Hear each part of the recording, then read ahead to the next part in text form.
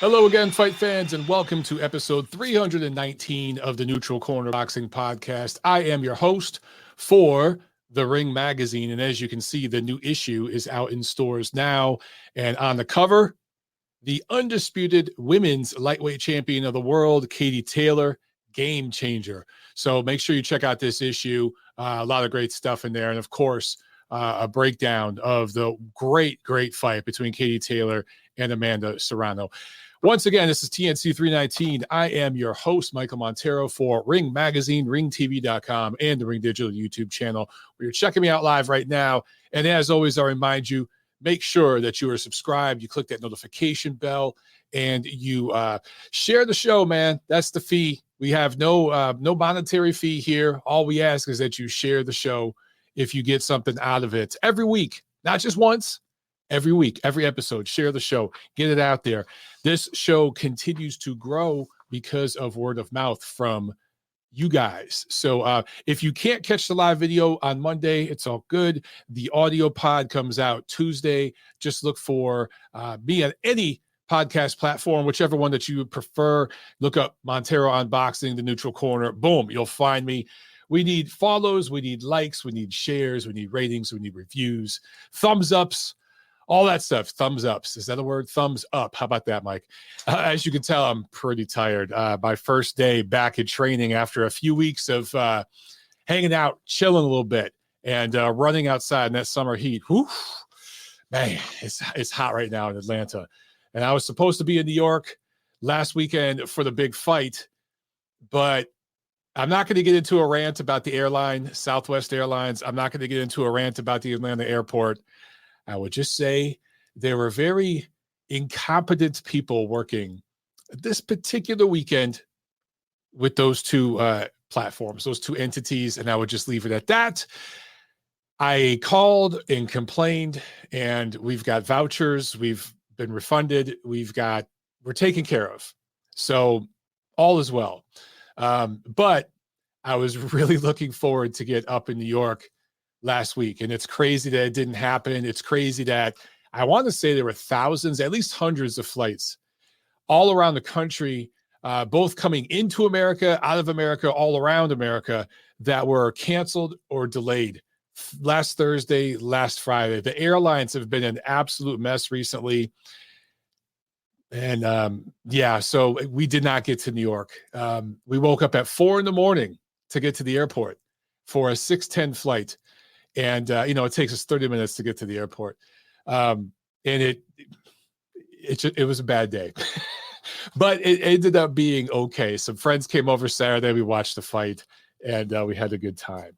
So anyway, let's get right into this, man. We got much to discuss as usual. Let's jump into some news and notes. And let's start with Edgar Berlanga. So he got suspended 6 months, and apparently he'll be fined $10,000. I can't remember for sure, but I think this is from the New York State Athletic Commission. That's where he fought last. He tried to bite his opponent. He wasn't successful. He feinted the bite, if you will. But just going through the motions of it and attempting to bite, that's going to cost him 6 months and $10,000. Look, some people on Twitter were like, well, this isn't a big deal because he's only going to fight twice this year. And, being suspended 6 months is like losing out on one fight. Guys, look, Edgar Berlanga is a prospect. So 6 months and $10,000. It's not like this guy is a superstar or is making $1 million paydays.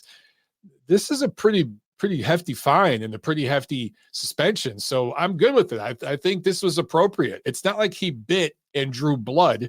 He did try to bite. He did try to draw blood, and he overall acted like a douche for most of that fight and afterwards. So he deserved a little slap on the wrist, but I'm good with the 6 months and the 10 grand. How much you want him to take from the guy? Again, he's not making 7-figure paydays over here.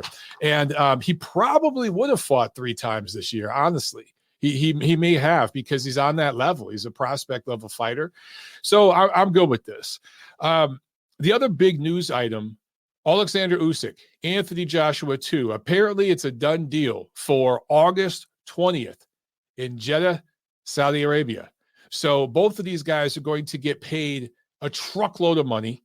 And I'm happy for Usyk because he's a guy coming from the part of the world he comes from, coming from the third world, he doesn't bring a whole lot of economic muscle to the table.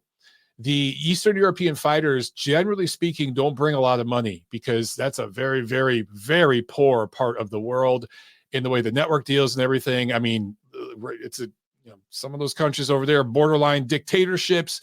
The money goes to politicians. I'm not going to get into a whole political thing, but it doesn't break down the way other countries do, right? So Usyk has been paid well. Okay, he's been paid 7 figures before, but for a fighter of his level, and we might be talking about an all-time great level fighter, definitely if he retired tomorrow, he's the first ballot Hall of Famer. He's the greatest cruiserweight of all time already, right? But this guy hasn't made the amount of money that fighters way, way, way below him have made. So in this rematch, he's going to make a substantial amount of money. He's going to make a career high payday several times over, and he deserves it. So I'm happy for him. And of course, for AJ, this is another boatload of money. He's had several truckloads of money dumped in his driveway before. He's never going to be hurting for money ever.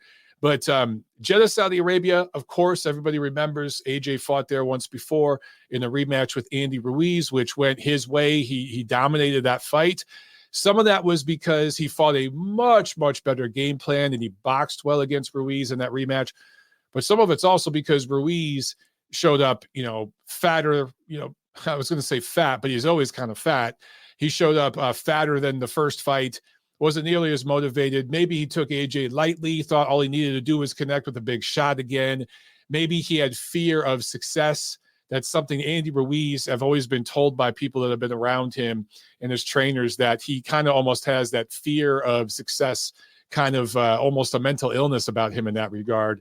He's also just not a guy that takes this whole thing very seriously and just shows up and he kind of half-asses it. Usyk's not going to do that. We know Usyk's going to come in and give 100%. The question is, listen, the first fight was in September last year. So by the time this fight happens, it'll be almost 1 year. And Usyk has had injuries before that have caused layoffs and stuff, particularly once he moved up to heavyweight, right? There's been a couple injuries and stuff like that. Then we had the whole COVID thing, the lockdowns and all that. Joshua hasn't fought either.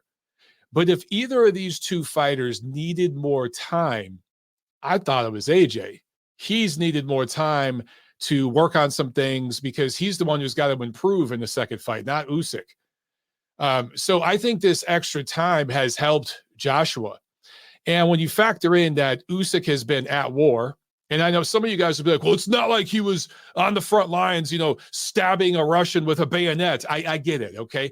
He was involved heavily in the war effort over there, okay? He did see hundreds of dead people, including children. The guy's been through a lot. So for some people to criticize these fighters going over there and helping out, it's so odd to me. Anyway, Usyk's been through a hell of a lot, and he has friends and associates through boxing, but also family and friends and everything through other endeavors on both sides of the war, the Russian side and the Ukrainian side. So he's been through a hell of a lot since that first fight. That combined with the fact that Anthony Joshua just signed a huge deal with DAZN, that in certain ways, in terms of the partnership side of it, is bigger than the deal Canelo signed, bigger than the deal Golovkin signed. It's the biggest deal anyone has signed with DAZN. So you have that. And then you're going back to Saudi Arabia where money talks, right? This is an authoritarian dictatorship country with, that abuses minorities and women. So there's a lot of factors going on here that are going to add plenty of spice and conspiracy for fans and for media alike. It's going to get interesting. And, hey, when the scorecards get read, it could get real interesting. Okay, so we'll talk more about that as we get closer. But obviously, that is a massive fight. It's the biggest matchup of the entire year, in my opinion, at least through August. Now, we might end up getting Terrence Crawford and Errol Spence, and that may supersede this fight. But in terms of the money involved, the legacy involved, I'm probably going to shade Usyk Joshua, depending on how some things play out as it relates to Tyson Fury and the future potential of, a fight with him, with the win between the winner of this fight in Fury. There's a lot on the line here, guys. And heavyweight, it's the biggest, the baddest, and the most money, the most on the line. So I'm really, really looking forward to this fight. We'll talk a lot about it in the coming weeks and months. Okay. That's it for the news and notes. And we'll get into the fight review in just a minute. But let me make sure I hit this super chat from my man, Aaron in Aussie land. Thank you so much, Aaron. He says, love you, Mike. I know you hate the fight, but if you were the trainer, what does George Kambosos need to do to beat Devin Haney in the rematch? I think trying to get his belts back is the smartest decision. Wow, that's a really hard question to answer, Aaron. I don't know if Kambosos can do anything different. I just don't know. I saw him trying to make adjustments in that first fight. I covered it for ringtv.com. I watched it intently. I did a post-fight recap and posted it to the site. So I was watching very, very closely. And I saw in his body language that George did try to do a few things. And he did win a couple rounds. And he had some moments here and there. I really don't know. This is going to sound very elementary and very vague. But I would say up his punch output. Start with that. Punch twice as much as he did in that first fight. Now, obviously, that's going to create some counter opportunities for Devin Haney. But I felt in that first fight, Kambosos let Haney get off first, and he let Haney get off last. I felt like every exchange between the two of them, just about every exchange, it was Haney throwing first and throwing last. And how do you solve that? How do you change it? I don't know. But that's the first thing he's got to do. Up the punch output, because the more he punches, Kambosos, the less Haney punches. And Haney doesn't punch that much anyway. We all know Haney can't punch through a wet paper bag, right? So if you're Kambosos and you don't fear the power coming back at you, get an angle, get your head off the line as best you can. That's another thing. Kambosos could move his head more. His footwork's actually pretty good. It's his head movement that's really poor. Move that head a little bit. And come in on an angle, come out on a different angle, try to be first, try to be last, and hope that one of those punches in one of these exchanges, you catch Devin Haney backing up, you catch him, he's looking for a right, and you hit him with a left or something like that, and, you hurt him. I think that's, again, the strategy of how you get there, that is up to him and his trainer, but that's obviously what he needs to do. All right, guys, let's move into this fight review. Of course, we only got one big one to talk about, but before I get to the main event that took place in Madison Square Garden last Saturday, June 18th, and of course this was a top-ranked card on ESPN. Let's talk about this co-main, because I think it's worth discussing. The undercard for this show from Top Rank was pretty crappy, but the co-main was pretty solid. And what I liked that they did, and there's a lot of times where Top Rank and ESPN, we've all talked about this, right? The cards start way too late. There's too much Mark Kriegel.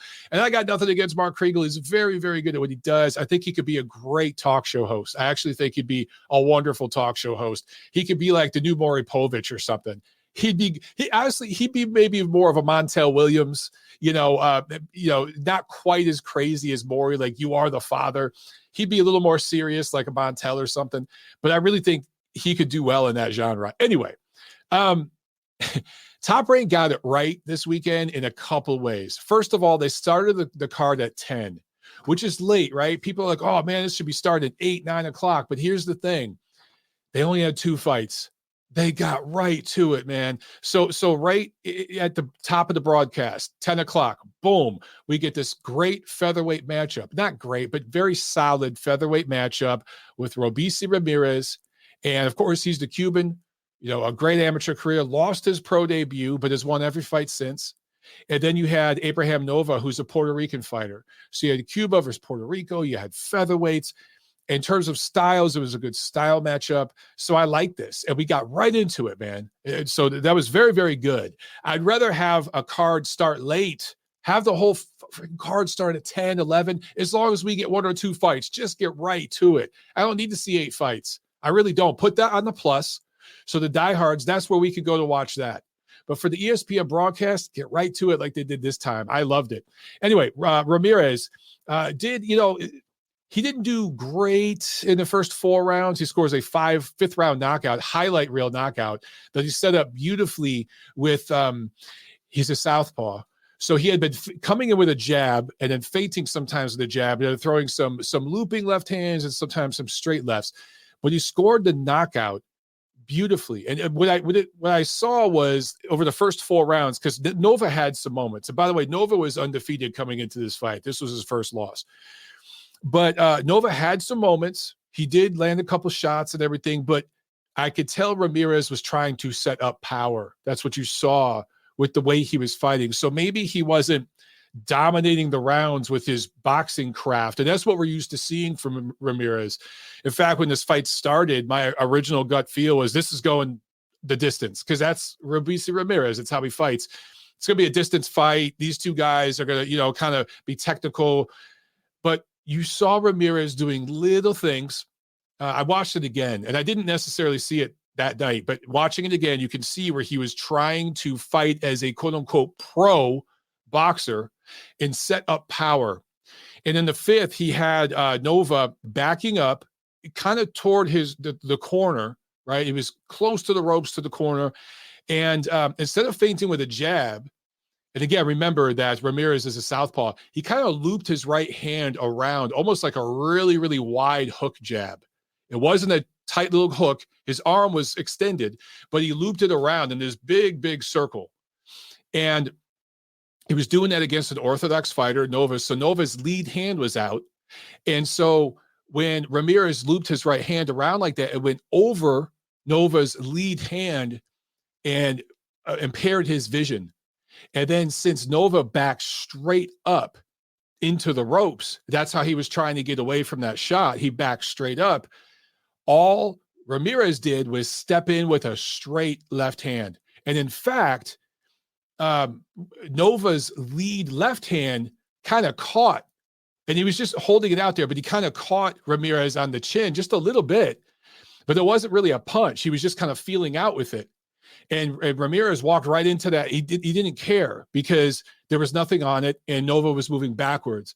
So Ramirez loops that right hand, steps in, boom, with a nice straight left hand, landed flush. Nova was done. It was a really, really pretty knockout. And it showed that Ramirez really he's won 9 in a row since losing that pro debut. Now, I'm not saying he's on the elite level yet at featherweight, but I do feel with this win, he's a top 10. And I said that to the Ring Ratings Committee panel this weekend, that I feel he's earned that status because he really, really looked like a professional featherweight prize fighter in this fight. So good, solid performance, I felt, from Ramirez. Not perfect, plenty he could work on, but that was a nice step up for him. All right, let's talk about this main event. Artur Beterbiev improves to 18-0, 18 knockouts, TKO 2 win over Joe Smith Jr., unifies 3 of the 4 light heavyweight world titles, and will likely face mandatory challenger Anthony Yarde next. So we'll talk about that in a second. Let's talk about this fight. Now, last week during the preview, several of you called in. I know several of you were taking Smith for the upset. And I could see looking back, why a lot of people maybe were thinking upset here. But of course, now 2020 hindsight, we look back at this and it's like, how the hell did anyone think Smith was going to win this fight? Just a giant gap in talent and craft between these two fighters. And that's no disrespect to Joe Smith. I'm a fan of his. He might be the best overachiever of this generation. He's got a little bit of Timothy Bradley in him, in the sense that Timothy Bradley was limited with some of his athleticism and all that, but he got 100% out of his ability, right? He was fighting a very talented division, and he fought some tough guys. But for Smith is the same thing. Like, you feel like he's gotten 100% out of his talent, not that I'd say Bradley and Smith are on the same level. Bradley, probably a better fighter, or definitely a better fighter pound for pound. I'm just saying that overachiever type of personality, right? That's what I see from Joe Smith. So I'm a fan in that regard. However, the level between these two, they're not even on the same stratosphere. And if we're really, really being honest, there is a few parallels Obviously, some huge differences, but a few parallels between this fight and the Devin Haney George Kambosos fight a few weeks back. Obviously, Beterbiev hits much, much, much harder than Devin Haney. Okay, I'm not trying to suggest otherwise. I'm just talking in overall levels. And of course, Beterbiev has accomplished more than Haney and all that kind of stuff. Okay, I get it, guys. Okay, you don't have to go there. I could hear some of you pounding, your fist right now. It's not an apples to apples, but I'm saying in terms of just levels, coming in, it looked like an upset could be possible. Coming in, it looked like a very competitive, a lot of you saw it as almost a 50-50 fight. Remember, some of you said that last week, and I said, I'm seeing this more 60-40, right? So I was almost there with you, but there's no way I was going to say this was 50-50, but I saw it way too close. This was a 95-5 fight, if we're being honest. This was a 90-10, and there's no disrespect to Joe Smith. Just like Devin Haney, George Kambosos, that was 90-10. No disrespect to George Kambosos, but there are levels to this game. And so here's what I saw. Right in the opening 30 seconds or so of the first round, and again, I watched this one a second time. Both orthodox fighters, okay? Joe Smith trying to be aggressive, trying to work behind the jab, but he was coming in with his head right on the line, and he wasn't getting his hand back quick enough off the jab. And he had some success, but coming straight in with his head right on the line. And a couple times what he would do is he'd sit his head over a little bit to his right, which gave the left side of his head to Beterbiev in the mid-range. And what Joe didn't do well is he didn't stay all the way on the outside or all the way on the inside. He kind of hung out in the mid-range, and that's Artur Beterbiev's playground. That is where he does his best work.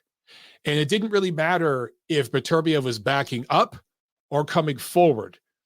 He was able to match Joe Smith's footwork. Smith is probably, it might be a better athlete than Artur Beterbiev. His feet and hands may move faster. It's negligible, but they actually may move faster. Smith may actually be a stronger guy in terms of like doing a weightlifting competition. I'm being serious about this. But Beterbiev, his craft is just light years ahead. And what he was able to do, what I saw Beterbiev doing, particularly when he backed up, is he'd make very subtle foot movements. A little half step backward, a little half step to his right. Whatever he had to do to keep Joe right in front of him in range. And when I say in front, I'm talking in boxing terms. I don't mean right here. I mean, for a right-hander, the front is right here, right? For those of you listening on the audio, I'm a right-hander. So you being right in front of me is actually you being right in front of my left eye. That's what I'm motioning right now here on the camera, on the video. So that's where he kept Joe. He kept him right there in that line. It's like if you were pointing a shotgun, boom, he kept him right in that line. At mid-range, Beterbiev chopped down with the right hand. It wasn't a full extension. It wasn't the Deontay Wilder getting that full leverage and extension. It was literally an arm punch, and it was just a chop. Now he gets his butt into it. He gets his back into it. He turns over on it, and it's a real short boom. He gets the elbow up. He turns the wrist down, the fist down. So he has great technique on it, and he has so much torque in his forearms. You guys who watch those training videos of Beterbiev, you see the stuff he does with his forearms, with his hands, and that's stuff that a lot of the Eastern European fighters do, particularly the guys out of Russia. I've seen it with a lot of them. They do specific little drills and things with the way they do push-ups and pull-ups, and just even using dumbbells and kettlebells and stuff. They work their forearms, and they really work on turning over. They do specific exercises with turning their wrist over, right? Gennady Golovkin, when he would train with Abel Sanchez, they would take a little dumbbell and Sanchez would weld off. He cut off one end of the dumbbell. So it looked like kind of like a T. Imagine the dumbbell looking like a T because one bubble of it is cut off. And Golovkin would hold it with the one bubble left on the inside of his hand. And he'd shadow box with that. And naturally, that little heavier part on the inside of his hand would force his hand to turn in. And it was just something he would work on round after round after round, strengthening the inside of that forearm And, this underneath of it, under the bottom of it, the inside of it. Anyway, that little technique that those guys work on adds a little bit of torque. And sometimes that 10 extra pounds of torque or whatever it is all you need to hurt somebody. And in the opening seconds of that first round, Beterbiev caught Smith with a chopping right hand that it was like a 6-inch punch, and boom, he just turned his wrist down. And it didn't even land flush. Again, it was an arm punch, but it hurt. It wobbled Joe Smith. I think that's the best word. He felt it. And you could tell in that moment, it was the type of power, the type of thud that Joe Smith has never felt before. Joe Smith has a good chin. He has one of the better chins out there. This is a guy who's fought 10 plus rounds with a broken jaw. Okay. He's proven that he's a sturdy, tough guy that will walk through fire. So this wasn't him quitting or giving up or, any of that stuff that I saw some people saying online. This was a guy who felt something he had never felt before and kind of didn't know what to do. And at that point, he would, okay, let me just keep going with this. That was about 30 seconds into the first round. Once Beterbiev saw that, he knew he had that punch. He did it a couple more times, and then he saw that Joe was looking for it. So what did Beterbiev do? He just dropped the right hand for about 30, 45 seconds and just started touching with the left. A few jabs, uppercuts, 45s, hooks, arm punches, but strong enough to get Joe thinking about it. And then right at the end of the first round, boom, comes that right hand again. Joe walked right into it with his head right on the line, 0 adjustments made, got caught with it again. Boom, Joe Smith was down. And the fight was over at that point. Not that Joe Smith was finished, not that he was giving up, not that he mentally capitulated. He didn't know what to do. Tough guy. So he gets up, finishes the round. But at that point, Beterbiev completely had him figured out. And the game plan that Joe Smith's team worked on was terrible. I'm just going to put it out there. And I'm not trying to disrespect anybody, but it was the wrong game plan. I agree that they needed to be aggressive. I do think that's what they should have did. But why would you lumber in the mid-range? And why wouldn't you work on getting your head off the line? And why after that first round? Now, maybe I didn't hear what the corner said. So if somebody heard the corner and I'm wrong, correct me if I'm wrong. But I didn't see any adjustment from Joe Smith in the second round with getting his head over to his left and forcing Beterbiev to change the angle of his right hand. I saw Joe do the exact same thing in the second round that he did in the first round. There was 0 adjustment made. Now, maybe his corner said, Joe, you're getting caught with that right hand. Let's move your head over here. You need to get up on this dude's chest. You need to get your forearms in his face. You need to maul him, grapple him, push him back, pull him, pin his outside arm and pull him into you, spin him. You need to get inside on this guy or be all the way outside. Don't stand right in front of him at mid-range. And for Christ's sake, get your head off to the left because you're leaving it over to the right and he's chopping you on the temple with that right hand every time. Maybe his corner said all that, okay? But Joe came out and did the exact same thing in the second round. So Beterbiev lit him up, and then he was so in his zone at that point that he landed a couple of uppercuts because at this point now Joe's looking up top for that chopping right hand. So what do you do with a guy who's looking for a punch up top? You throw something underneath. Beterbiev did that, paint by numbers, boxing 101, drops him with the uppercut. And referee Harvey Dock, who I like, he's one of the better young refs out there. I wish we saw more of him and less of these Robert Byrd types and those guys. He calls the fight right there. Fight's over. Now, the big question, where do you rate these guys after this fight? For Joe Smith, I know this is going to sound harsh to some of you guys, and it's going to sound like I'm being anti-Joe Smith here. He's not a top 5 light heavyweight. He's just not. He accomplished being rated in the top 5 because of his will, his iron will, his heart, his determination, the way he trained, and he surprised a few guys and scored several upsets in his career that nobody saw coming, right? Or very few saw coming. And that should be commended. He's carved out a terrific career for himself. But does he beat Callum Smith? Does he beat Marcus Brown? Does he beat Zurdo Ramirez? Does he beat Joshua Buatsi? Let me answer that for you guys. No, he doesn't. He doesn't beat them. He could be competitive, and on any given night, he might upset one of those guys. But head-to-head against them right now, I'm favoring those fighters. I just am, okay? He might have the power to catch one of those guys and score a come-from-behind knockout or something like that. But at this point, that's what I see from Joe Smith Jr. And I honestly think, dude, you made a ton of money in this fight for Joe Smith. He made a good payday in this fight. You had a world title. You were highly rated. You sent Bernard Hopkins into retirement.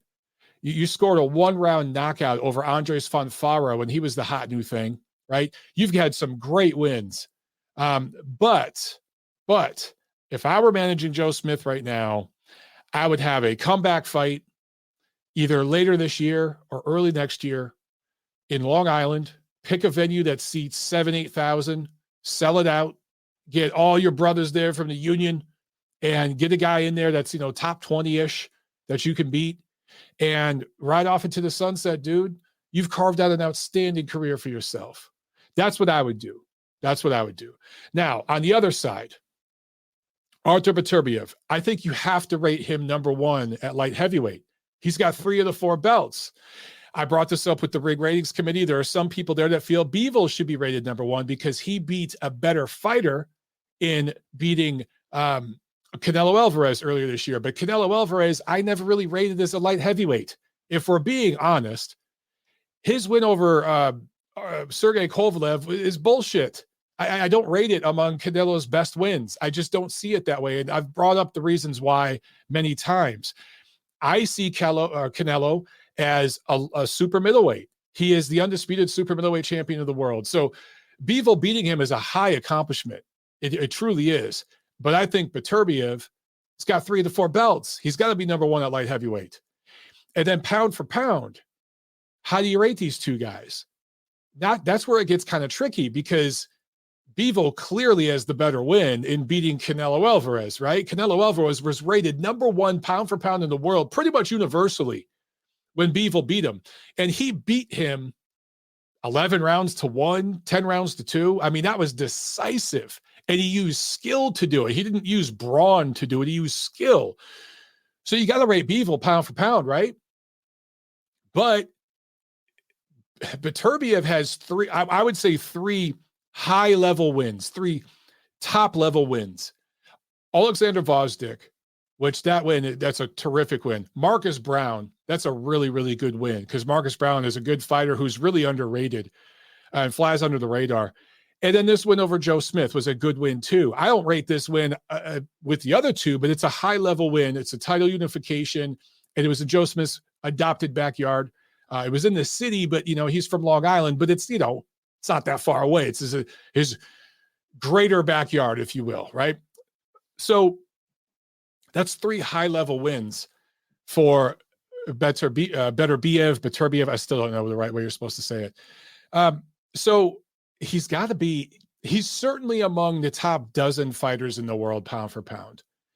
And you get no argument for me if you have him on your pound for pound list. Personally, I rate him number 9 or 10. I got Bivol a couple notches higher. That might not make sense to some people. They might be like, Mike, you're contradicting yourself. Well, the pound for pound list is different than divisional ratings. I see Beterbiev as the top light heavyweight in the world. I see Bivol slightly higher pound for pound because of his recent win over Canelo Alvarez. That's the way I see it. Also, a fight between Beterbiev and Bivol, I'd love to see it. I think that in terms of styles and everything else, it might be the best fight in all of boxing to make. And I know that's going to trigger some of you because you're saying, well, what about the Canelo-Golovkin rubber match? What about the Usyk-Joshua rematch? What about the potential fight between Crawford and Spence? All outstanding fights. But I'm saying in terms of actual style matchup and action, Bivol is the consummate boxer. He's a jouster. He's in and he's out, right? He has underrated defense. He's been called a couple times in his career, but when he's really, really dialed in, very, very good defensively, very good footwork, doesn't hit very hard because he's truly probably a natural super middleweight who fights at light heavyweight. but very highly skilled. Beterbiev has underrated skills, but he is just a brute. He punches with extraordinary leverage and power. And he has 18 stoppages in his 18 fights, but this ain't no Edgar Berlanga. Okay. His perfect knockout ratio. It's not one punch knockouts. It's not Deontay Wilder knocking out Dominic Breazeale. That's not what this is. Artur Beterbiev doesn't need one punch knockout power to save him from losing to journeyman on the cards like Deontay Wilder. This is a very different kind of power. This man wears opponents down. He punches through your bones. He rattles your entire body. He just is a strong, sturdy guy, and it's going to take a hell of a boxer to beat him. Could it be Bivol? I don't know. I think Beterbiev would obviously be favored if the two of them fight. I think Beterbiev is going to be favored in every fight for the rest of his career. He will be the betting favorite here on out, whether he fights Zerda Ramirez, Dimitri Bivol, whoever he fights. And he should be at this point. But I really want to see that fight. Now, I know Beterbiev has to fight Anthony Yard next. That's a mandatory. And I believe Bivol might have a mandatory. I can't remember off the top of my head. Let them do that. And you know what? There are so many big matchups in the second half of this year. If Beterbiev and Bivol fight, they deserve their own space. So let them fight early next spring so that they can kind of have the limelight to themselves. Here's the unfortunate thing about that matchup and the honest truth. It doesn't bring that much money to the table. It brings some money. There's going to be international money. If they do it in a casino or something, there's going to be money involved. Okay. But these are two guys from Russia. There's a war going on. It's a third world country for the most part. I know the economy doesn't say that, but it truly is for most of the citizens living there. It doesn't bring in the money that a fighter from Mexico or a fighter from the UK brings in. It's just the reality of it. It doesn't bring in the money that a fighter from Japan brings in. That's the reality. So where do you put that fight? You can put it in New York. Okay. Probably does a little bit better commercially if you put it in Montreal, honestly. But there's nowhere where you could put this where it's going to do this huge gate. It's not going to do, they could not make a pay-per-view here in the States. Bob Arum, who promotes Beterbiev, said, we're not fighting on DAZN. Nobody watches it. Bob is just a cranky old dinosaur. I think he'd come around and do a fight on DAZN if the money was right. He's going to go where the money is. And there have been some fights that have broken through on DAZN this year. And I think that Grandpa Bob has to be aware of that, or somebody at Top Rank needs to make him aware of that. Tell him to hold off on the gummies for a little bit and explain some numbers to him, then let him do the gummies. But even if it goes straight to ESPN, I think Bivol and Matchroom might be willing to do that. It's a tough fight to make, though, man. Bob Arum can't stand Eddie Hearn. Just can't stand him. Several different reasons why we could get into, but it's going to be a tough one to make. But if that fight could be made early next year, sign me up. I tweeted about that. And several people said Beterbiev is just going to destroy Bivol, right? It's going to be a third, fourth round knockout. Guys, there is a massive gap between Joe Smith and Dimitri Bivol. If you need to be reminded of this, go watch their fucking fight, where Bivol won 12 of the 12 rounds. All right. And he didn't knock Joe Smith down. He didn't hurt him. Joe Smith wobbled, hurt Bivol toward the end of that fight. I think Bivol got a little bit lazy and, it wasn't too sharp. That sometimes happens when you're completely dominating and outclassing an opponent. Sometimes you can start to take him lightly. Oh, I got caught with something big. I don't think Bivol would make that mistake if they fought again. There's just a huge gap between those two. So I actually think a fight between Beterbiev and Bivol would be highly competitive and a lot of fun. And it would be the kind of fight that some of you out there were thinking Beterbiev Smith was going to be in terms of the competitiveness. All right. I think I got everything out that I wanted to there. In terms of pound for pound list, one last comment, because I know you guys love talking about this. I mentioned Beterbiev's 3 top wins as a pro. He's also a 2-time Olympian, and he was a world amateur champion in 2009. To me, that all goes into the package. I think Lomachenko needs to come off the pound for pound list. And I've been saying this for weeks, and I get flack all the time on Twitter for being a Lomachenko apologist. Doesn't really matter what I do or say. I just get accused of these things. There's even one moron on Twitter who said, of course you want Beterbiev on the pound for pound list, but not Charlo. I'm like, you're a dumb fuck. Do you know that? Because I'm one of the guys on the ratings committee that was pushing to add Jermell Charlo to the pound for pound list. So, these people on Twitter are morons. Anyway, I think you take off Juan Francisco Estrada, who hasn't fought since last March, who I thought lost to Chocolatito, and how do I put this without, I need to be politically correct. It may appear to an observer that Estrada really didn't want that third fight with Chocolatito and found a convenient way out of it. Okay. I'll just put it that way. Because I think he realized, this guy found me out and is probably going to beat me in that third fight. That's just the way it came off to me. And I'm not the only one who feels that way. Why is Estrada on the pound for pound list? He hasn't fought since last March. And his next matchup is not against an elite level opponent like Chocolatito. Take him off. Lomachenko, I think first ballot Hall of Famer. By the way, same thing with Estrada. Lomachenko, you might be talking about an all-time great fighter in terms of, featherweight. Maybe the best amateur ever, certainly among the top 2 or 3 amateurs ever. I get it. I respect the hell out of the man. He ain't going to fight this year. His team has already said he's not leaving Ukraine. He's not going to fight in 2022.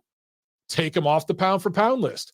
Now, I'm not going to read the email I sent to the Ring Ratings Committee, but I want to make it clear that's what I said this week. And it's not the first time I've said this, but I made it very, very clear how I stand on this. So I'm on the record. I think Estrada and Lomachenko should be taken off. You take the 2 of them off, you can add Beterbiev.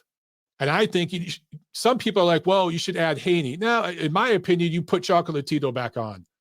So I got Chocolatito and Beterbiev on my pound for pound list at number 9 and number 10. Okay. For me, Haney is right there at number 11 or 12. Haney has one big win. And it's other guys at lightweight who did the work consolidating the belts. He got in there and fought, just the right matchup for him. I give him tons of credit for going to Australia to fight Kambosos. He performed brilliantly in that fight, and I think he'll win the rematch even bigger. However, one big win over George Kambosos does not trump what the other fighters on my personal pound for pound list have done. So it's not me hating on Devin Haney. It's just me telling the truth. Okay, that is it with the review. Let me get to these super chats. It looks like we got a bunch of them, man. So let me scroll up here, make sure I didn't miss any of these. We got Aaron earlier. We got Anthony Santiago. What's up, Ant? He says, what's up, Mike? The lifestyle of Beterbiev keeps him from aging like the usual athlete. Fook that yard fight, LOL. Yeah, from all indication, from everything I've heard, Beterbiev lives a very, very clean lifestyle. He's kind of like a Russian Bernard Hopkins in that sense. Think of him that way, except a lot stronger and a lot more athletic. Hopkins, obviously, probably a little craftier, but Beterbiev has underrated craft. And he seems to be aging just fine at 37. As far as the Anthony Yard fight, I tweeted this. Anthony Yard will go more rounds than Smith. It's not because he's a better fighter than Smith, although Yard and Smith right now, it's a pretty competitive fight. I wouldn't mind seeing it. That'd be a fun fight, honestly. But Yard has a different style, and he's just a little more awkward, and he moves his feet differently. His punch angles and stuff are different, and I think Beterbiev will take his time with him. It'll probably take 5 or 6 rounds. He'll get him out of there, but I do think Yard will go more rounds. Look, man, it's a mandatory. If you guys want to see Undisputed, you got to support these mandatory matchups. So that fight's happening next. And here's the thing, too. If Beterbiev goes over to the UK and fights Yard over there, he builds his brand up in the UK. And that brings more money in internationally in his fights, his subsequent fights. It's better for his entire team. So I support the Yard fight. Get the mandatory out of the way. Go over to the United Kingdom. There will be a good crowd for that fight. Not that Anthony Yard is this massive star, but the British fans are crazy about their boxing. In my opinion, it's the hottest boxing market on earth right now. Go do it over there, man. It'll be a fun atmosphere. It'll make for fun TV. Yard will talk all kinds of shit and market the hell out of that fight. You're not going to have this stoic kind of respect that you got between Beterbiev and Smith, or like you get between Beterbiev and Bivol, even Beterbiev and Zerto. Wouldn't be a whole lot with the promotion, but Beterbiev and Yard, you guys know Yard's going to sell that fight. And it'll be fun to watch on TV. And if they show it live here in the States, it'll be one of those afternoon broadcasts. I just think it'll be fun, man. And with another one, Mr. Santiago with the second one. Thank you. He says, fantasy matchup if they were the same size. Prime. Oh, I know you're going. You're going there. A lot of people are talking about this. Prime Gennady Golovkin versus Artur Beterbiev. What a war that would be. Beterbiev giving Prime Triple G vibes only if he was more active. So here's the thing. I know everyone's got Beterbiev fever right now. The thing is with Golovkin, and this is why it was so easy for a lot of people to make the mistake of thinking Joe Smith could ever win this fight, okay? If they fought 100 times, Beterbiev wins 99.9% of the time. It'd take a freak punch or an injury for Smith to beat him. But this was only his 18th pro fight. We just don't have much of a sample size there. With Golovkin, there's so much more of a sample size. And pound for pound, he has just fought better fighters. And he has performed and showed a little bit more of his skill set because he's had to. Golovkin's had to bite down. He's had to fight backing up. He's had to respond from getting clipped with some hard shots, right? And Beterbiev's been dropped, but he's been dropped by second-tier level fighters. You know, Golovkin's never been dropped. I got to say, prime for prime, I'm picking Golovkin in that fight. However, holy shit, would it be a good one. Holy shit, would it be just outstanding. And obviously, I think it would go the distance. It would be everything that people thought Golovkin-Pirog would have been. You know, Pirog had that reputation as a puncher. You know, we saw what he did to Danny Jacobs, and he could really, really box. Underrated craft, Russian guy. So that would have kind of the same kind of vibe to that matchup. And when nobody on earth wanted to fight Pirog, you know who stepped up and said, yes, I fight him. Put me on TV. I fight him. Gennady Golovkin. So, yeah, I know for damn sure that if Golovkin and Beterbiev are in the same weight class, these two would fight each other. And don't forget, Golovkin's half Russian. He's all mixed up on his mom's side, but his dad was 100% Russian. So there's that connection there. All right. We got another super chat from 1 Foot Out the Door. Thank you so much. He says, compare Beterbiev and Bivol versus Smith. Yes, completely different styles. But here's the thing that I think it's really easy for some of you guys to look at the two outcomes of those fights and see Beterbiev's as being much more impressive, which I understand. I get it. It was okay because he ended the show, but in a different way. What Bivol did was equally impressive and much harder to do because sustaining boxing craft like that over 12 rounds against a dangerous guy who could punch hard if he clips you. And by the way, Joe Smith has freakishly long arms. The guy might have the longest arms in all of boxing. I forgot how long his damn arms are. When I saw right when the fight started, I was like, holy hell, he has long arms. He just doesn't use his length as well as he should have.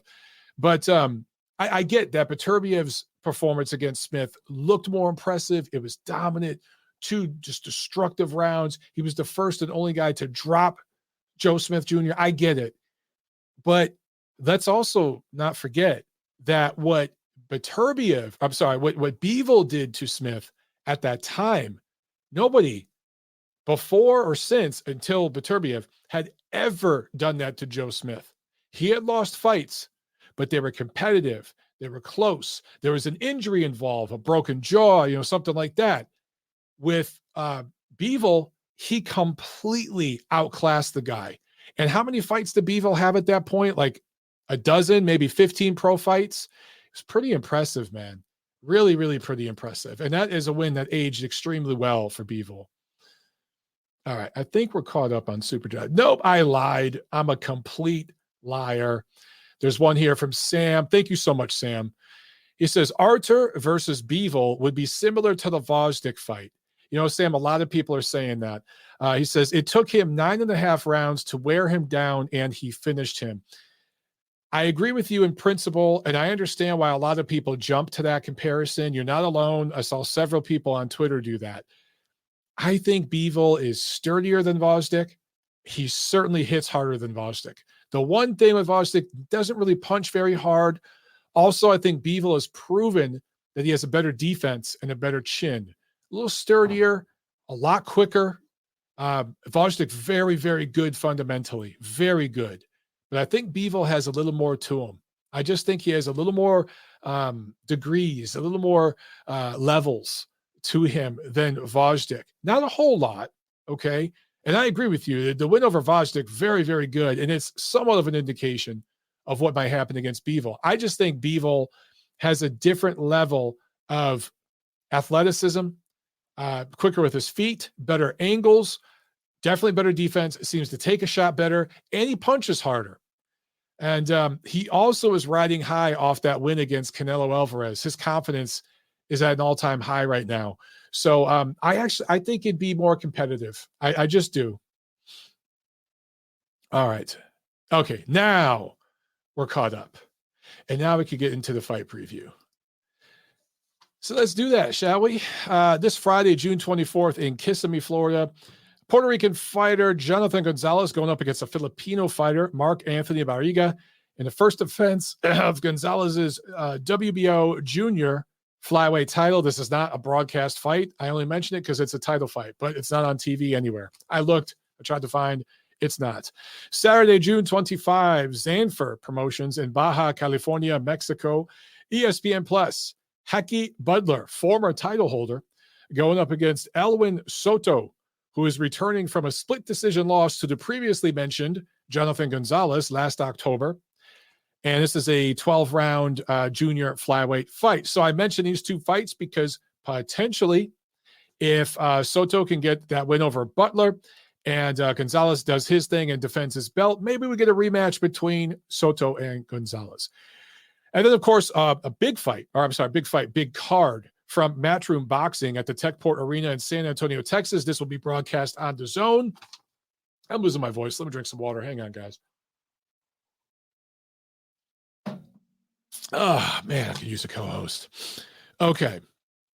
I like this card. This is, Matchroom Boxing America, Matchroom Boxing USA hasn't had the greatest year. They really haven't. But I got to give them credit on this card. This is definitely not, featuring a bunch of superstars, but this is a diehard fight fans type of card. 4 fights worth mentioning on this one. And for those of you who attend this one in San Antonio, you're going to have a great freaking time. This kind of has the feel of almost similar feel to Tom Loeffler's Superfly cards back in the day in Los Angeles. Those were a lot of fun, man. So Jessica McCaskill, friend of the show, she is going up against Alma Ibarra from Mexico, who has a crap resume and doesn't deserve to be in a title fight. McCaskill should dominate. This is the third defense of Caskilla's undisputed welterweight championship. She beat Cecilia Brækhus in August 2020 to win that undisputed championship. They had a rematch the following March, and then she had her second defense last December. This is her first fight of 2022. McCaskill hasn't been the busiest. I'd like her to be busier. Even if it's, especially if it's against this level of opponent, it's been hard for her to secure fights. But McCaskill and her trainer, Rick Ramos, they want a certain dollar amount. They feel they've earned a certain amount of respect. I completely understand that. But if you're fighting this level of opposition, if that's the only people who are willing to get in the ring with you, fight 3 times a year. Build up your brand a little bit. McCaskill has done more podcasting and commentating on DAZN cards, which she does a very good job of. I enjoy her commentary. Does a good job. But she's done more of that than she's done fighting. And maybe that's where she wants to go. Like, I understand, man. I'd love to see her fight 3 times a year, especially if it's against this level of opposition. Just stack up like a dozen title defenses over the next 3-4 years and then retire as undisputed welterweight champion. Don't worry if you don't get the super huge fight. Just get in there and fight and stack up some paper. Anyway, Also on this card, Julio Cesar Martinez defending his flyweight title against McWilliams Arroyo. This is the 5th defense of Julio's WBC flyweight title. Now, you may remember he's coming off a loss, right? Martinez fought Chocolatito earlier in March and was dominated, lost that fight clearly. But that was technically speaking, at junior bantamweight. Now, he missed weight for that fight. He came in heavy, even though he was moving up. But because that was in a division above flyweight, his flyweight title wasn't on the line, so he still has it. What I'm curious about, can he make weight? He missed weight for a 115 fight. Now he's going to make 112. And this isn't in Mexico where he could, I'm just going to say it, where he can cheat. I know that might piss off some of you. I don't give a shit. I'm sick of being Mr. Nice Guy. He could cheat down there. He can't in Texas. He's got to really make weight. So that's what I'm curious about. Anyway, this is a rematch. These two fought last November, but it was a no contest because a headbutt opened up a cut. Both fighters were dropped. So it was a very entertaining fight. I think it only went 2, maybe 3 rounds before they had to stop it. So entertaining fight, and it should be an entertaining rematch. Also, Muradjan Akhmadiev, 10-0, defending his unified junior featherweight belts, 122-pound titles against Ronnie Rios. This is the 3rd defense of Akhmadiev's unified championship. Of course, Stephen Fulton has the other 2 titles. And should Akhmadiev be successful, we all want to see him against Stephen Fulton next. Does PBC want to do that? Generally speaking, they don't match their fighters tough. They certainly don't match them tough outside of PBC. We shall see. I would love to see if Akhmadiev is successful against Ronnie Rios. And Ronnie Rios will give him a push. He'll give him a good push in this fight. But I'd love to see him and Stephen Fulton. We get undisputed at 122. I really hope we can see that. I hope PBC and Matchroom can play ball on that one. And in the main event, Jesse Bam Franco, 15-0, going up against Srisaket Sor Rungvisai, the first defense of Bam's WBC junior bantamweight title. On the surface, this is a really, really good competitive fight on the surface. And of course, Bam is coming off that great performance against Carlos Cuadras earlier this year, where he won this title, vacant title, I believe. And it was perfect timing. Cuadras was supposed to fight someone else. They felt that fell through. And so Bam stepped in. They saw something there. I think they see something in this fight too. Because here's the thing about Rungvisai. He had a great 2017, 2018. Was really seen as one of the top little guys in the sport. But he hasn't fought since last March. And he hasn't fought in the United States or against a top-tier opponent since he fought Juan Francisco Estrada in their rematch in April of 2019, a fight that he lost. His last top win was the first fight against Estrada in February of 2018. So you got to go back over 4 years, almost 4.5 years, since Srisaket Sor Rungvisai has fought outside of Thailand against a complete, 1-star level opponent and defeated a high-level opponent. So I don't know.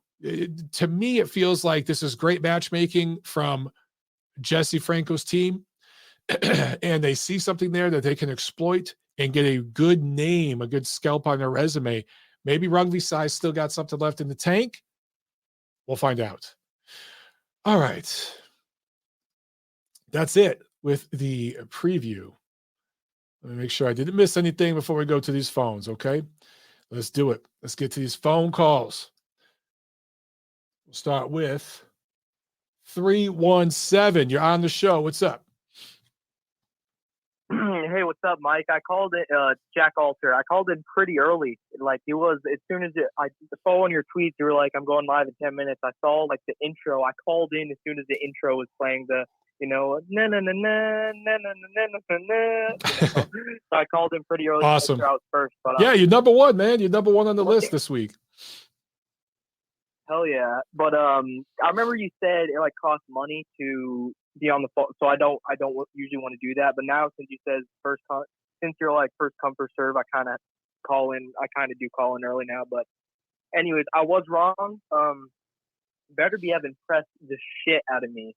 And Mike, call me crazy, but I think I know. Yeah, I owe Chris $5, but I lost a shit ton of money, so I need to fucking get some money first. But real quick, I just want to say, I want to compare myself to Joe Smith real quick. Obviously, Joe Smith's a legend, but there's some guys in boxing that can't be like wobbled to the head, and you'll see what I mean in a sec. Like Sean Porter, I don't think Sean Porter has actually ever been dazed or wobbled. He's been hit with shots so accurate and hard that he's been knocked down. Like his whole body, when you get hit with a shot so hard, sometimes your whole body just crumbles because there's so much force going to your head. If you look at the Errol Spence Jr., Sean Porter round 11 knockdown, he hit Sean with such a perfect shot. One of his gloves touched the canvas because he hit with such a perfect shot. When Beterbiev knocked out Joe Smith, every single knockdown, it looked to me that like he wasn't hurt to the head, but the shots were so fucking hard, his whole body dropped because like he took a knee every single time because his punches were there's so much force there that he put. Would you agree? Yeah, I think it was like something almost neurological where his system has just never felt that impact and his legs went, like his wits were about him. No, and yeah. No. Yeah, and he said to himself, he's probably like, did I just get dropped? He's like, I'm not hurt or anything, but his punches are so hard, dude. And the thing is, I think, and Trey made a great comparison about this. He was just like, I think Joe Smith went in there saying, I have a great chin. No one can really hurt me to the head. So, but dude, he went in there and he felt how hard the punches were. And, he went in there saying, I don't care if I get hit. The punches were so hard. He said, oh my God, this guy punches so hard. That hurts so bad. I'm just going to get knocked out. He wanted nothing to do with Beterbiev once he felt the first big punch. Wouldn't you agree? I think it was more like, to me, he's tried to win. I think he was buzzed. I think that he never recovered from that first right hand to the temple. And I think that he was a little wobbled. His legs didn't look good. When I saw his legs in that second round were just off. His balance was off, and he wanted to win. He didn't quit, but just nothing worked. And it was almost, when Inoue knocked out Donaire a week or so ago, where that first left to the temple, Donaire just was done. He tried, he did everything he could do, but sometimes you get hit with a shot like that when you're still kind of cold or whatever, and you're just done. And Smith was done after that first right hand, man. That was it. Yeah, and I saw people on Twitter were talking about who hits harder, Beterbiev or Golovkin. Beterbiev hits a lot harder than Golovkin, but there's so many people hating on G, like saying it was exaggerated. And J. Rock Williams put one of these haters in his place. He said, it's exaggerated. Triple G doesn't punch that hard. And he said, I've sparred up to 40 rounds with Triple G. It's not exaggerated, trust me. And I was like, damn, he humbled that motherfucker. But Beterbiev and Golovkin, I don't think you can compare them, because Golovkin, the reason why he gets so many knockouts is because he's one of the best. And I want to say this here, and I think you'll actually agree. I think he's one of the best offensive fighters of all time. What do you think about that statement? I can't say all time, but I could say of his generation, certainly. One of the best offensive middleweights of all time, yeah. Sure. Yeah, he's just so accurate, so precise. His timing's amazing. That's why he gets the knockouts the way he does. But Beterbiev is just pure force. And I don't know if you knew this, but he dropped Usyk in the amateurs with a kidney shot. Mm-hmm. And if you've been hit to the kidney, to the left side of your body, not where the liver is, you have to hit someone really, really hard to hurt them there. I don't know if you knew that. If you get hit in the liver with the right shot, not even that hard, you're going down. But if you're hit, and I've been hit really hard to the right with the right hand to my left side, it hurts, but you don't think it'll make you go down. You have to hit someone so hard with the right hand to the body and I feel like only me and you understand. You know what I'm talking about? Yeah, right hand to the body. A left hook hurts a lot more to the body, to me, than a straight right to the body. It's hard to get really good leverage. Beterbiev did drop Usyk in the amateurs. He beat him once, but I think Usyk beat him twice. So Those guys had a good back and forth. I do know that Usyk lost like 10 of his first 25 amateur fights. He did not start well as an amateur, but he really, really found his stride and won like 50 something in a row or something like that. I can't remember the exact numbers, but he got really, really a lot better later in his amateur career. Yeah, but there's a few more things I wanted to cover because I don't know why I just wanted to come in and talk about boxing because, dude, I was totally wrong. But like I said, I was confident, but I feel like sometimes when the odds are so wide, can you understand why I put money on Joe Smith? Because I was like, he has a puncher's chance. I mean, and I could win a ton of money due to the odds, and I did the same thing with Donaire and Inoue. But Beterbiev, by the way, Beterbiev Canelo, I know a lot of people are saying Beterbiev knocks out Canelo. I don't know if he does. I don't think he'd be able to hit Canelo that flush, and if he does, I don't think it's enough to put Canelo down.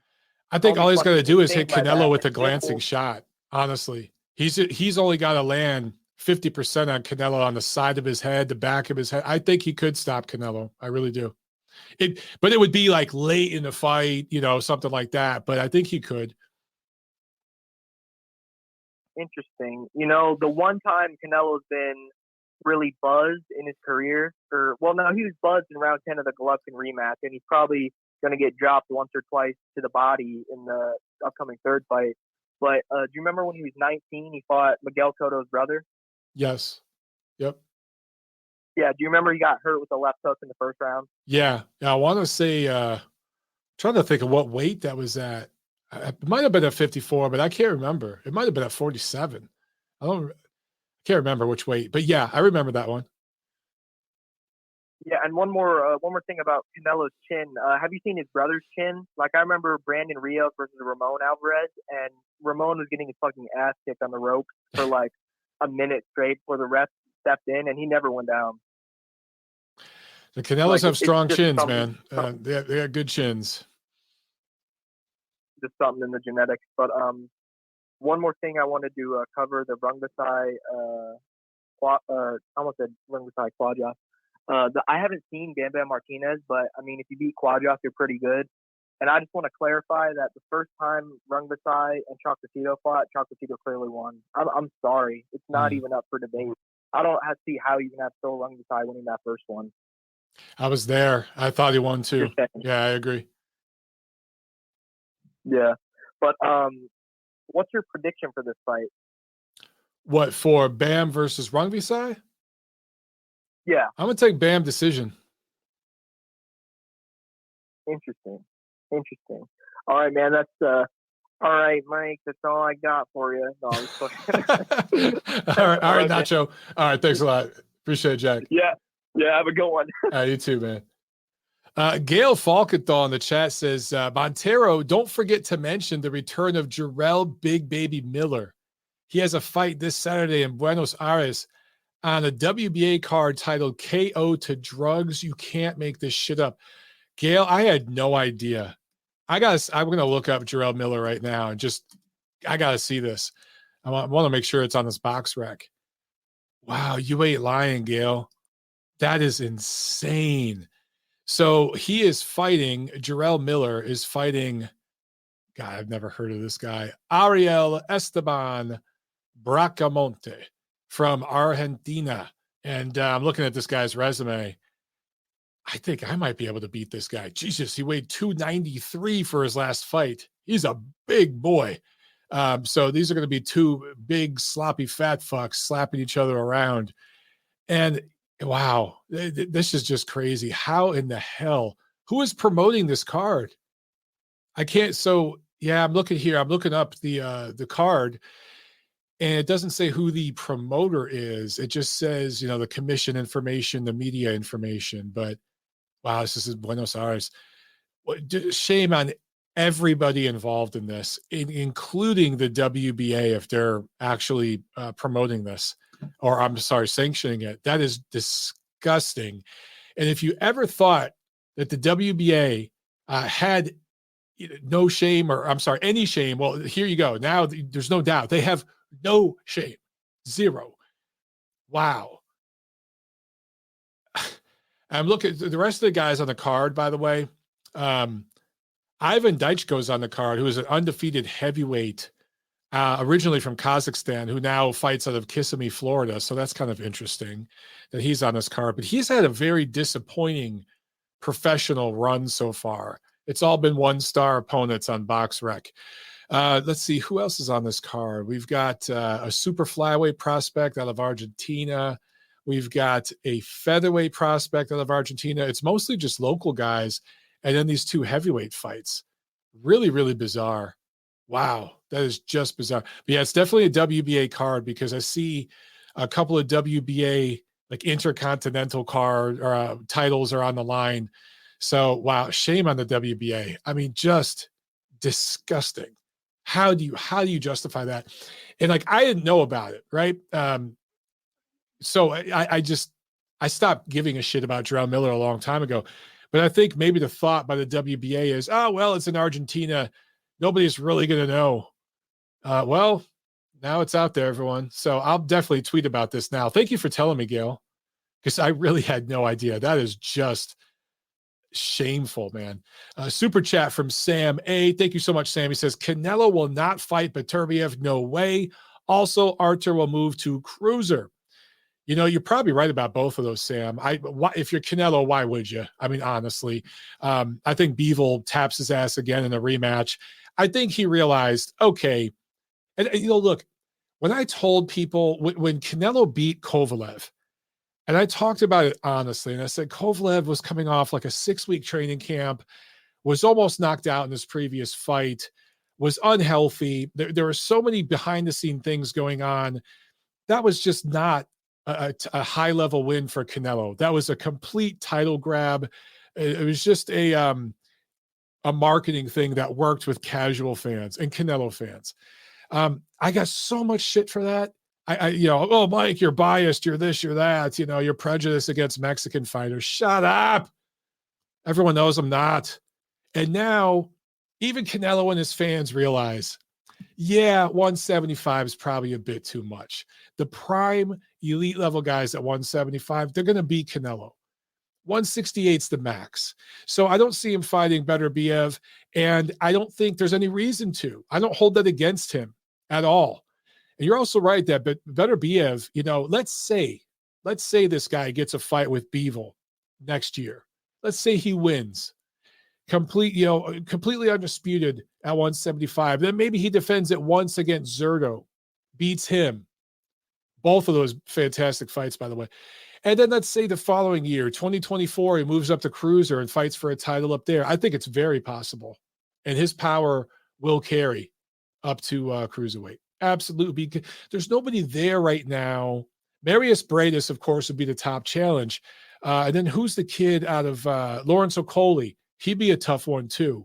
He might actually be a little tricky for Beterbiev to figure out just because his length is freaky. That dude's like 6'5", 6'6", crazy long reach. But Beterbiev would be a very, very live. I don't even know if he'd be a dog. He might be favored. He'd be a very live dog in those fights if he was the underdog. All right, back to the phones. Let's get a few more phone calls, guys, and then we'll get out of here in about 20 minutes, all right? So let's get through these calls quickly. We got a call here from the UK, 796 on the line. What's up? You're on the show. Oh, hello, Mike. How's it going? Good. How you doing, Hamed? Yeah, I'm good. I was going to say, not many people predicted that fight, but I think the onlookers were onto that performance. That win by Beterbiev, because to me, that reminded me of, actually, it's more one-sided, of Lamont Peterson against Lucas Matisse in 2013. A fight that a lot of people, maybe not the exact same comparison, but a lot of people were picking Peterson in that fight as well. But I just think not many people saw Beterbiev blowing him out like that. There were some people that were saying he's going to destroy him, but I thought they'd go at least 3, 4, 5 rounds. Me too. Me too. He almost got him out in the first round, so that was very impressive. I would say he's got to be on the pound-for-pound list at the moment, but the thing is, the two you remove, if you remove Lomachenko and Haney, who else should be on there? Because I think Roman Gonzalez should be on there, but if he's not on there, who would you rather put on there, Haney or Shakur Stevenson? Because I think Haney's got more of a valid argument at the moment. Yeah, you're probably right about that, Hamed. I think Stevenson's better. I think he's a better fighter than Haney, but Haney has the better accomplishment right now. So maybe between the two of them, I'd give it to Haney, but it's close. It's close. Yeah. Yeah, future, I think Shakur Stevenson will be ranked higher, but at the moment, I will not put Lomachenko on there because I thought he decisively lost to Lopez. And I know a lot of people go on about the size, but if you compare Lomachenko's performance with Lopez, I don't think that was close. And then you see what Usyk did to AJ. I don't think it's exactly the same comparison because the higher you go in division, I do think you got a better chance of carrying up the weight a bit better. The lower it is harder. But I do think that Usyk and some of these guys are clearly top 5. I'd probably say Beterbiev is top 5 as well. But you could argue anywhere between top 5 to top 10. But as a light heavyweight, I don't think Bivol should be ranked ahead of him at the moment because I think the resume at light heavyweight is a bit more sided with Beterbiev. The win over Gvozdyk, if you add Marcus Brown, yeah, the wins over Campillo and Tavoris Cloud, I think people overlook those. Those guys are solid. Both former, yeah, I want to say. I'm sorry to interrupt, Tommy. I was just going to say, I think those were some of Beterbiev's first fights. I want to say those were within his first 10 pro fights. So those were impressive wins for him at the time. Yeah, fifth fight, Tavoris Cloud, same guy who went 12 with Hopkins. I know he lost, I think it's 8 or 9 rounds, but Beterbiev destroyed him. That's when I thought he would actually beat Ward. And I'm not sure about Kovalev. I still think, back then, Kovalev in his prime, the fight could have happened. And if it did, I think Kovalev may have been the only guy who may have stopped him around that time. Before that, you'd have to go really back to guys like Hopkins, Roy Jones. Yeah. I'm not sure about those guys, but I think he would have beaten Ward. I don't know how Ward would have kept him off him.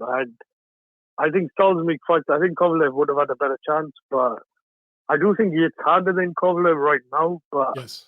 I'm not sure we would have won back then. That would have been a very good fight. But him and Bivol, I think you could argue that's a 50-55, but I don't know who would you say was more impressive. The Bivol won 11 rounds, but he did get hurt. I'm not sure. Bivol fought an infinitely better fighter. I mean, Canelo Alvarez on a skill set level, pound for pound, is infinitely better than Joe Smith. So I would say Bivol's win is more impressive. I would. Oh, no, I meant when they both fought Joe Smith. Oh, sorry about that, Hamed. Well, I think you have to go with Beterbiev. I think you have to because he got him out of there and he did it so quickly. But I think that people are overlooking Bivol's win against Smith because, again, he boxed over 12 rounds. That's really hard to do against a big, strong guy like that. And he dominated. Yeah. It wasn't exactly the same comparison. It was when I think Mayweather beat some of those guys and then Pacquiao blitzed a couple of those guys. Depends who you prefer. Obviously, one's way That's a more great point. I like that comparison. Yeah. Someone else. Yeah, that's a really great point. Yeah, so it depends. Pound for pound, I do think you could say Bivol is ranked higher, but I do think Beterbiev's resume is arguably better than Errol Spence and maybe even not now. I wouldn't say now is Golovkin, but when Golovkin was a top 5 pound for pound fighter back before the Canelo fight, I do think you could argue. I know the wins over Murray were very impressive and Lemieux, but wins over Gvozdyk, Marcus Brown, and Joe Smith now, where he's essentially ended their careers, I think that should be noted as well because I don't think either of those guys will be the same, but I think Joe Smith is saying he may contemplate retirement. So a guy with 18 fights, one belt away from becoming undisputed, I think he may be at least a top 10 pound for pound fighter. Top 5, you could argue as well. Yeah, I got him on my list, maybe 9 or 10, but I had to remove Estrada and Lomachenko and I replaced those two fighters with Chocolatito and Beterbiev. But yeah, I'm with you. He's certainly earned top. I don't know about. I can't say top 5. I can't. But he's definitely in the top 10. Well, who would you post? Spence. I think you could argue between him and Spence, because if you look at Spence's resume, I agree. Maybe he's got more popular names. Maybe he's got more popular names. There's a few guys in the chat saying, why is Spence rated so high? And I completely agree. And I'm going to be called a PBC hater and all this kind of shit, whatever. But I think I do not see Errol Spence as a top 5 pound for pound fighter. I don't see how his top 3 wins are that much better than Artur Beterbiev's top 3 wins, especially when you consider, that some of them were pretty close. And Beterbiev has dominated every fighter he's ever faced. But Errol Spence is American, and that's why he's rated where he is. I'm just going to call it out. That's just the truth. Yeah. And I think that weight class is a bit more, maybe you could say popular. It's hyped up more. Well, it features almost exclusively American fighters, and the light heavyweight right now is almost exclusively non-American. And that's part of the politics with the American boxing media. And I bring this stuff up and I'm called all sorts of names for it, but that's the truth. Yeah, because I was going to say that's all true, and I can see that there is a clear bias, but he hasn't fought Crawford yet, and whether or not Thurman ducked him, he didn't fight Thurman. So wins over Cal Brook, Mikey, these are decent wins, but he didn't blow out to Mikey Garcia, and Brook was coming off a bad loss, eye surgery, and essentially had half his face smashed, the other half, then it smashed the other half of his face, but I don't know, like, if he beats Crawford, then obviously he's clearly a top 5 pound for pound fighter. You could, at that point, could be number 1 if he beats Crawford. Yeah, I mean, if he dominates and stops Crawford, Errol Spence probably be number 1 on my list. But until then, but I got to wrap it up. Man, we got some other calls, brother. What else you got, man? All right. You good? I was just going to say, if Rungvisai, I was just going to say, if Rungvisai wins, do you think Inui could fight Rungvisai? Because I think Stephen Fulton might be too big, but I'm not sure what you think about that. Rungvisai would have to be willing to move up, and if he would, I'd welcome that fight just because of the name recognition. Also, they're both from Asia. So regionally, I think that'd be a really important fight. Sure. All right. Thanks for taking my call. I'll let you get to the call. All right. Thanks a lot, man. Good stuff today, man. All right. Have a nice day. You too. All right. We're going to keep it rolling, guys. We're going to jump right to this next call. 570. You're on the show. What's up? Hey, Mike, thanks for having me after, my Joe Smith upset didn't come to fruition, but I'd still make that bet. I'd still make that bet because he's a live dog, and he got caught early, and he even said his equilibrium was off when he got hit behind the ear. Yes. And it shut him down. And, who knows, if he would have landed first, that fight could have gone the opposite. But tip my hat to Beterbiev, never knew two things, that John Scully was in his corner in his training camp, who's a great mind. He's like Joey Camacho, in my opinion, very underrated strategist, and he just understands fighters mentality. They picked up a few pearls on Joe Smith and the pressure that he almost succumbed to versus the other Russian, Maxim Vlasov. When I saw that, I got worried, kind of bought back some of my investments there. And it was interesting how the lines dropped considerably before the fight as far as the under. It went from plus money for the under to actually being favored, that it would go under 8.5. It really dropped. So people kind of knew it was going to end early, whereas all week the lines were favored for it to go over. So yeah, it was really close, right? I remember that. Actually made me, yeah. You had a lot of money right before the fight to take the under. You had to give away, points. So with that being said, Artur Beterbiev, I don't see a style beating him. I thought Joe Smith was really the only kind of X factor, a guy that's tough, that had a chin of iron, and we all saw what just happened. But who's going to beat Beterbiev? Maybe, remember that Coling guy? He lost every round, but he survived till the 12th because he ran. Mm-hmm. Even if you run, you can't beat him. So what style is out there? Bivol. Bivol's the only style, just because he's an elite fighter. The in and out, and he has that that third gear that we saw in the Canelo fight. He could hurt you, and he could be smart in there. So that's the only fight that has to be made. But Arum wants to fight over in Europe, and that's going to be a smart move.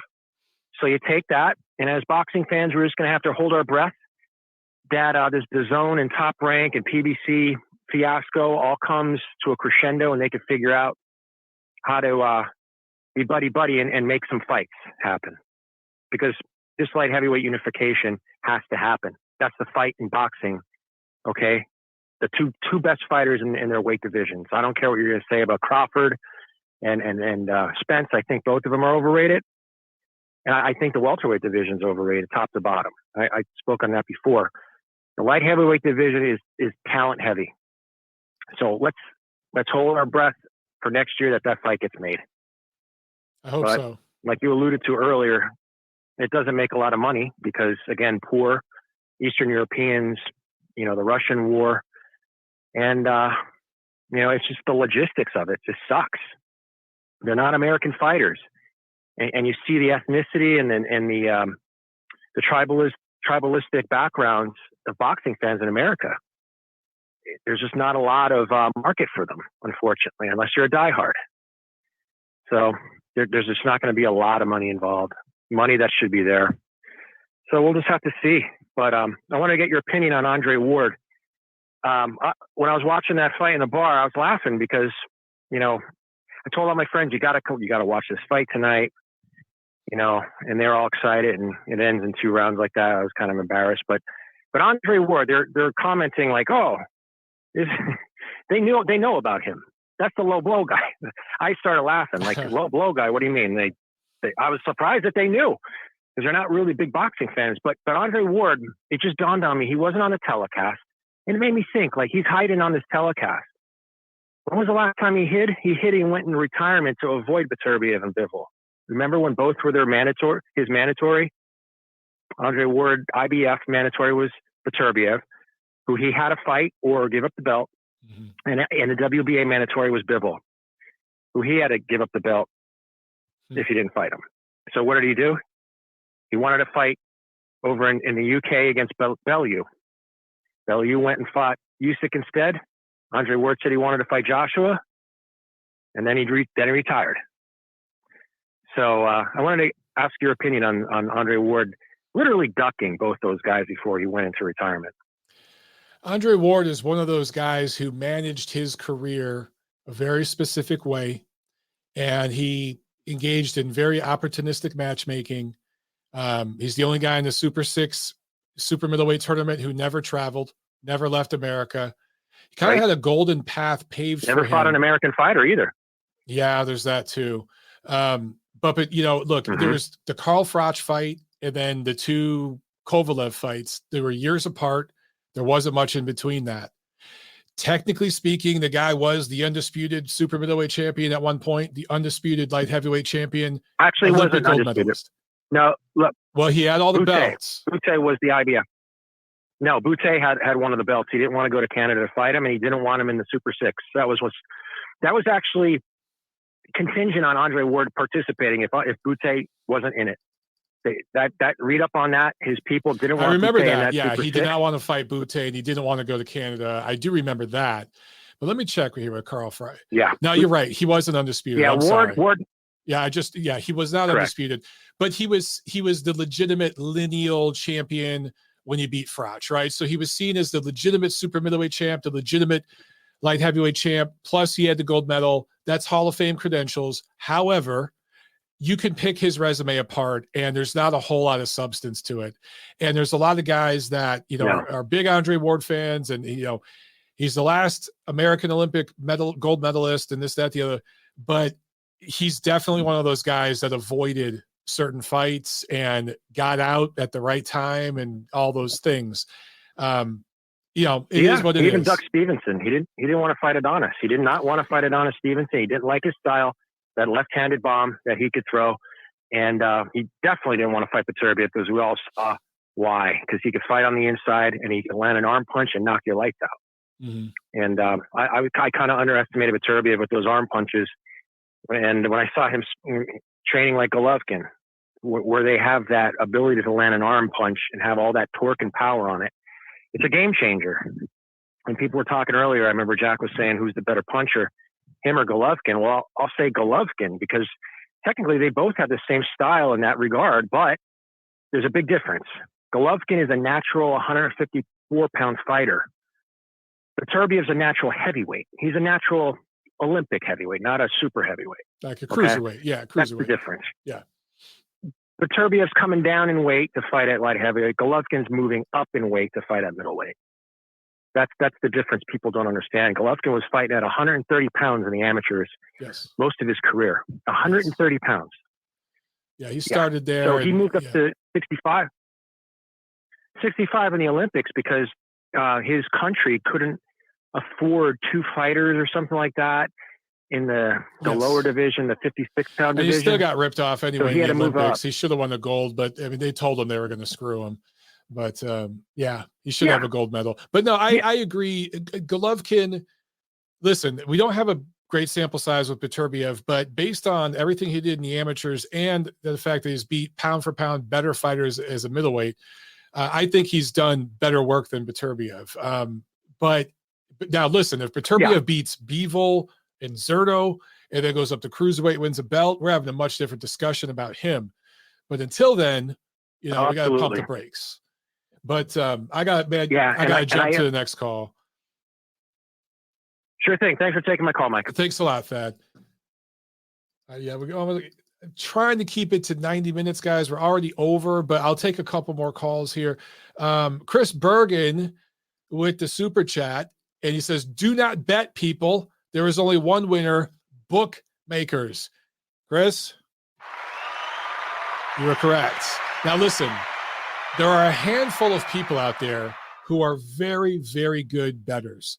And Thad's one of them. Thad is a very, very good bettor. But most people, most of the time, especially if you're dealing with casinos, they lose their ass. And as a guy who grew up around wise guys and saw people make their living off of gamblers, degenerate gamblers who would bet on 2 cockroaches running across the basement floor, I saw how that destroyed lives. And I just always told myself, I'm never going to gamble. Because I saw guys in my neighborhood driving beautiful Cadillacs and Lincolns, and they were completely paid for by degenerate gamblers in the neighborhood that were being strong-armed because they owed money. And then taking juice bets and shit like that. I grew up around all that kind of stuff, man. And you got to be careful with that shit, guys. If you're keeping it to $10, $20 here, there, hey, have a little fun. But some of you guys, Sam A with another super chat. Thanks again, Sam. He says, Ward retired because he was not a big draw. Got $6 million against the Kovalev in the Kovalev rematch, and nobody showed up. He couldn't get any more big paydays. That's a great point, Sam. Ward's greatest win in all of boxing was against Rock Nation Sports. He anally raped that company and pretty much bankrupted their boxing operation. They lost so much money on Andre Ward. Now, look, they lost money on Guillermo Rigadiao too, but much different pay scale. But specifically that Kovalev rematch with Andre Ward, they lost so much money. That fight was so poorly handled from start to finish.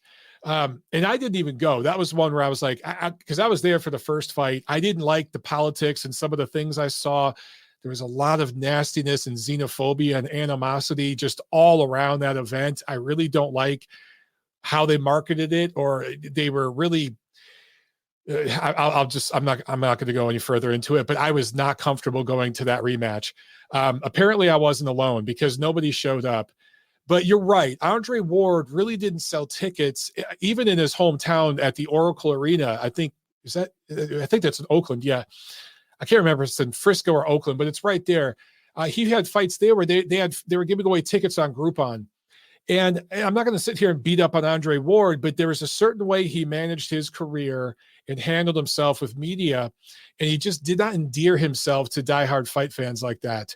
There are a lot of hipster boxing media types now, particularly young guys trying to work their way up in the sport and trying to kiss the right ass to get favors, that look back and say, oh, I was a huge Andre Ward fan. He was the last great American fighter, blah, blah, blah. These guys have no idea what the fuck they were talking about. They weren't ringside for Ward's fights against like Arthur Abraham like I was.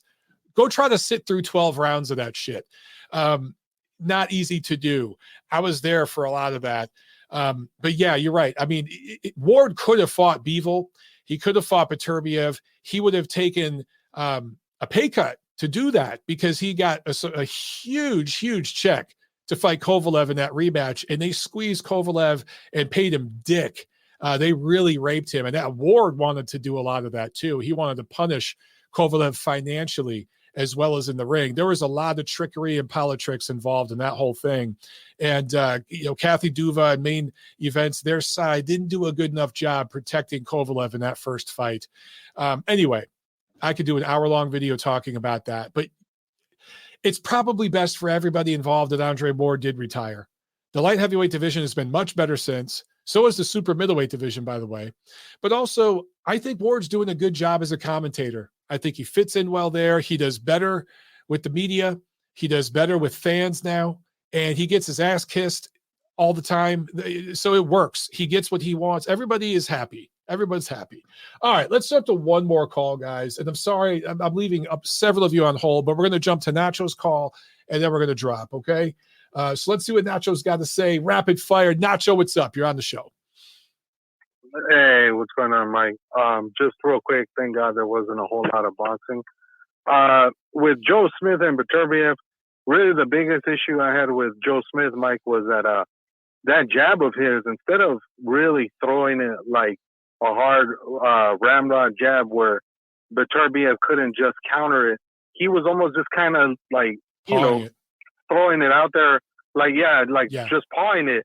And that gave Beterbiev the opening to throw that overhand right hand that ended up hurting him and basically winning him the fight. I mean, really, that was the biggest strategy piece that, if anything, Joe Smith's going to look at the video and smack himself for not having really thrown that jab with a lot more force and a lot more, power behind it.